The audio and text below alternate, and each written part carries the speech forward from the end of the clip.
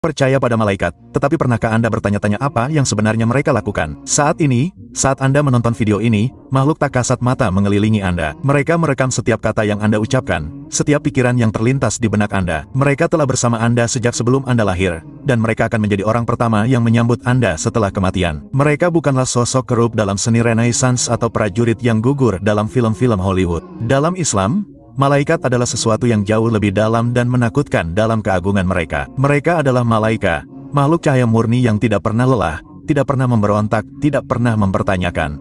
Mereka adalah mesin tersembunyi dari ciptaan itu sendiri, yang melaksanakan kehendak Allah di setiap atom keberadaan. Selamat datang di alam gaib. Ini adalah kisah mereka dan kisah Anda. Terbuat dari apakah malaikat? Untuk memahami malaikat, pertama-tama kita harus memahami apa yang bukan mereka. Nabi Muhammad SAW mengajarkan kepada kita bahwa ciptaan dibagi menjadi 3 makhluk cerdas. Malaikat diciptakan dari cahaya, jin diciptakan dari api yang tak berasap dan Adam diciptakan dari tanah liat.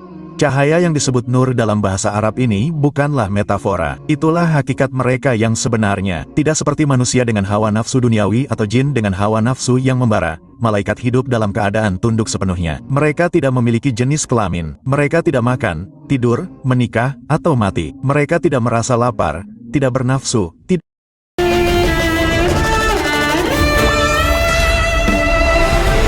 marah. Al-Quran dengan jelas memberitahu kita bahwa mereka tidak menentang Allah dalam apa yang diperintahkannya, tetapi melakukan apa yang diperintahkan. Ini bukan sekadar ketaatan. Itulah hakikat mereka. Ketika manusia berjuang melawan hawa nafsu mereka untuk mengikuti jalan Tuhan, malaikat diciptakan tanpa perjuangan itu. Mereka adalah instrumen sempurna dari kehendak Tuhan. Inilah sebabnya mengapa kisah penciptaan menjadi masuk akal. Ketika Allah memberitahu para malaikat tentang penciptaan Adam, mereka dapat mempertanyakan, tetapi mereka tidak akan pernah memberontak. Kapasitas itu hanya dimiliki oleh mereka yang memiliki kehendak bebas. Ada berapa jumlah malaikat? Jumlahnya akan membuat Anda tercengang. Nabi Shallallahu Alaihi Wasallam pernah bersabda, langit bergetar karena beban yang dipikulnya, dan memang demikian adanya. Tidak ada ruang seukuran 4 jari di langit kecuali malaikat bersujud kepada Allah.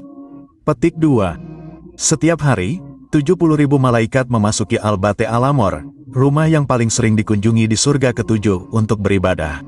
Mereka menunaikan salat dan pergi, tidak pernah kembali lagi. Itu berarti lebih dari 25 juta malaikat baru setiap tahun. Namun, inilah yang seharusnya membuat Anda rendah hati. Mereka hanyalah malaikat yang pergi ke satu lokasi. Jumlah malaikat sebenarnya hanya diketahui oleh Allah.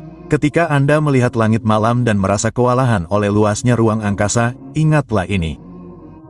Alam gaib jauh lebih banyak penduduknya daripada yang dapat Anda lihat. Setiap bintang, setiap galaksi, setiap partikel ciptaan memiliki malaikat yang ditugaskan padanya. Kita selalu dikelilingi oleh makhluk yang tujuan utamanya adalah menyembah Allah dan menjalankan perintah-perintahnya. Namun, sebagian besar dari kita hidup seolah-olah kita sendirian. Di antara banyaknya malaikat yang tak terhitung jumlahnya ini, 4 malaikat berdiri di atas yang lain dalam peran yang ditugaskan kepada mereka. Gabriel, Roh Kudus sendiri. Tugasnya adalah wahyu. Setiap kata dalam Al-Quran datang melalui dia. Nabi melihatnya dalam wujud aslinya hanya 2 kali. Pernah memenuhi seluruh cakrawala dengan 600 sayapnya dan sekali lagi di pohon rendah selama perjalanan malam. Ketika Jabril berbicara, para nabi menerima firman Allah. Miki, Michael, pengawas rezeki. Setiap tetes hujan, setiap biji-bijian yang tumbuh, setiap hembusan angin yang membawa awan melintasi langit, semuanya di bawah perintahnya. Alam semesta ini tidak acak. Ia diatur. Israel, Rafael, yang menunggu. Pada saat ini juga, ia memegang terompet di bibirnya, menunggu perintah Allah untuk meniupnya. Ketika ia melakukannya, dunia ini berakhir. Ketika ia meniupnya lagi, setiap jiwa yang pernah hidup akan berdiri di hadapan pencipta mereka. Ia telah menunggu sejak penciptaan dimulai. Dan Malik Alot, malaikat maut. Ia tahu waktu pasti Anda. Saat Allah menetapkan agar jiwa Anda kembali kepadanya telah tertulis sebelum Anda lahir. Malaikat ini tidak pernah melewatkan janjinya. Mereka bukan sekadar nama-nama di buku-buku lama. Mereka aktif saat ini mengelola fondasi keberadaan itu sendiri.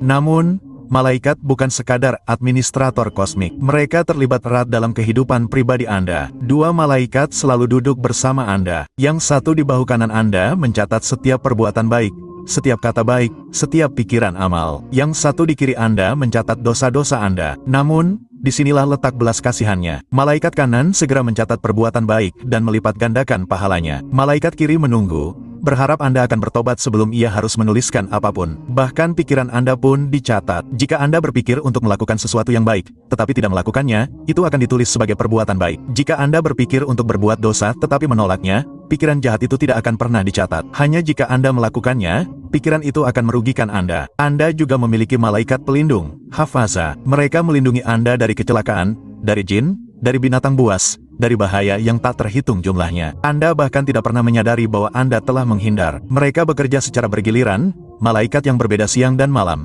tetapi mereka menarik diri dalam situasi tertentu. Ketika Anda sedang dalam keadaan najis berat, ketika Anda sedang buang air kecil saat berhubungan intim dengan pasangan, mereka juga menghindari rumah yang ada anjing atau patung.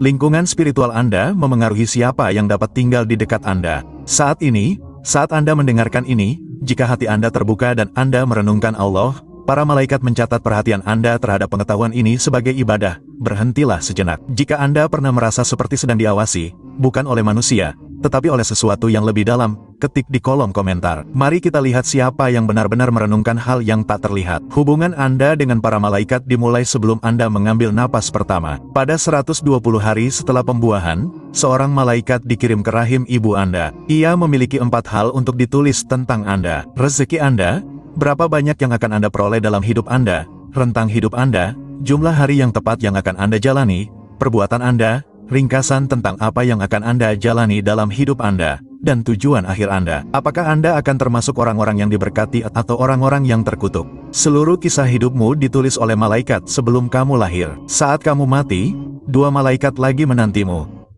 Mungkar dan Nakir digambarkan sebagai malaikat hitam kebiruan dengan suara seperti guntur dan mata seperti kilat.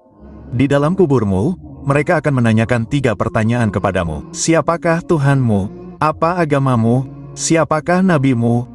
Jawabanmu akan menentukan apakah kuburmu menjadi taman surga atau jurang neraka. Tidak ada pilihan ganda.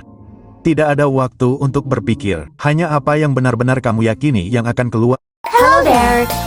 Go along with me. I did it first. I was here first.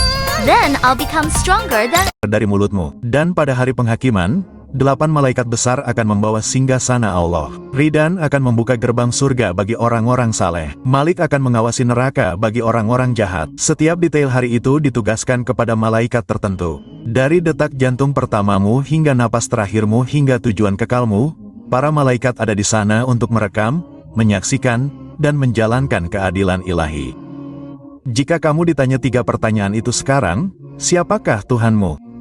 Apa agamamu? Siapakah nabimu? Apa jawabanmu? Pikirkanlah dengan sungguh-sungguh. Namun, mari kita luruskan beberapa kesalahpahaman berbahaya yang telah menyusup ke dalam pemahaman populer dengan pemeriksaan kebenaran cepat. Mitos, malaikat adalah perempuan. Fakta, malaikat tidak memiliki jenis kelamin. Al-Quran secara eksplisit mengutuk kepercayaan pagan ini. Mitos, malaikat dapat jatuh dari kasih karunia. Fakta, malaikat tidak dapat tidak taat. Mereka tidak memiliki kehendak bebas yang diperlukan untuk memberontak. Mitos, setan adalah malaikat yang jatuh. Fakta, Las adalah jin yang terbuat dari api, bukan malaikat yang terbuat dari cahaya. Mitos, Harut dan Marut adalah malaikat yang berdosa. Fakta, kisah-kisah ini adalah rekayasa dari sumber-sumber non-Islam. Mitos, manusia menjadi malaikat setelah kematian. Fakta, kita tetaplah jiwa manusia. Malaikat dan manusia adalah ciptaan yang sama sekali berbeda. Kesalahpahaman ini penting karena mereka mendistorsi kebenaran mendasar.